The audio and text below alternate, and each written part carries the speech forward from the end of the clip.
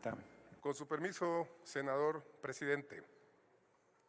Represento a las y los integrantes de la Comisión de Estudios Legislativos. Hablo en nombre de ellas y de ellos.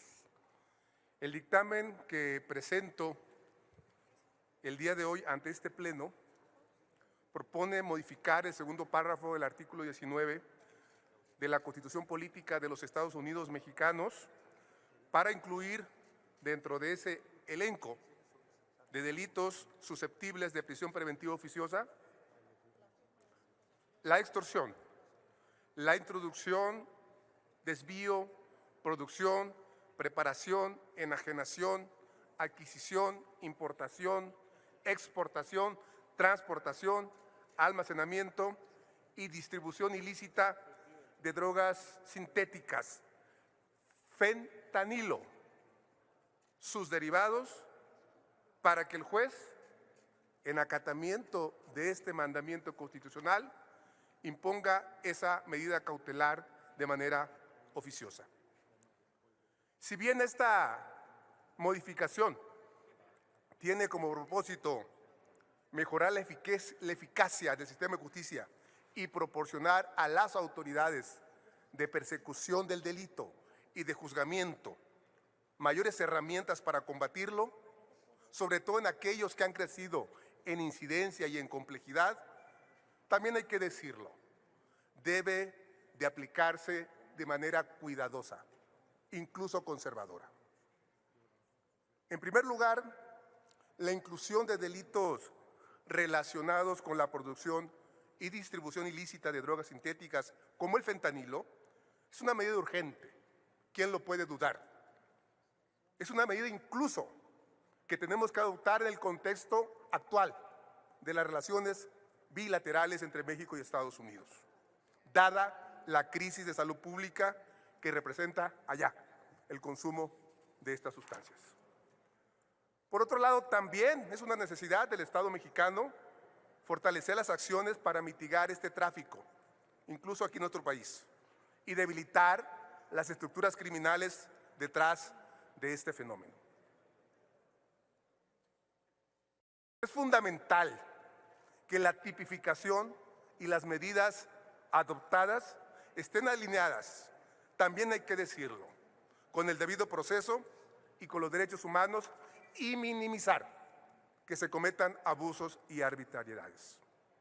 En segundo lugar, esto también hay que señalarlo puntualmente. La extorsión ha crecido en algunos estados de manera alarmante. Eso que coloquialmente se llama el cobro de piso. En las últimas décadas hemos asistido a este fenómeno que vulnera de manera transversal muchos derechos y, por supuesto, afecta de manera muy grave la seguridad de muchas familias. Este delito afecta directamente la seguridad y el bienestar y por eso requiere de una respuesta sin ambajes del Estado mexicano. Su inclusión permitirá que las autoridades actúen de manera más efectiva. Sin embargo, y vuelvo a puntualizar, es vital que se garantice que esta medida no genere una carga excesiva sobre el sistema penitenciario ni fomente la criminalización de conductas menores, sino que se enfoque en lo que es su objetivo toral, desmantelar las redes de extorsionadores. Para ello es imprescindible que las fiscalías actúen con sentido de responsabilidad y conforme a un plan estratégico de persecución, aplicando criterios de oportunidad en casos procedentes y buscando siempre equilibrar derechos humanos y eficiencia en la persecución penal. Finalmente, como tercer punto, el hecho de establecer dentro del mismo párrafo como delitos merecedores de la prisión preventiva oficiosa los relacionados con falsos comprobantes fiscales. Esto responde a una creciente necesidad de fortalecer el marco normativo para enfrentar las amenazas que socavan las finanzas públicas y afectan la capacidad del Estado para cumplir con sus obligaciones, especialmente sus obligaciones con las personas que menos tienen. Especialmente también cuando esta conducta, la de la falsificación de las facturas, está ligada a la delincuencia organizada de cuello blanco. Asimismo, creo que es importante recordar que es una obligación de todos los mexicanos y mexicanas establecida en la propia Constitución contribuir a garantizar una recaudación fiscal que permita financiar servicios esenciales como la educación, la salud, la seguridad y la infraestructura pública. El incumplimiento fiscal vulnera el bienestar de la población y pone en peligro la estabilidad económica del país cuando se perpetra de manera sistemática y con alta sofisticación por organizaciones dedicadas a cometer estos ilícitos. En este sentido, es crucial reconocer que el sistema de justicia penal cuente con herramientas suficientes para sancionar de manera efectiva estas conductas y evitar que se conviertan en un obstáculo al desarrollo social y económico. En conclusión, aunque la inclusión de estos delitos en el artículo 19 constitucional es una medida necesaria para enfrentar los retos actuales de seguridad y justicia en México, no puedo dejar de evocar la expresión, la frase de aquella comisión de grandes juristas alemanes que redactaron el Código Penal Alternativo de 1966, cuando al ocuparse de la pena privativa de libertad reconocieron que era una amarga necesidad.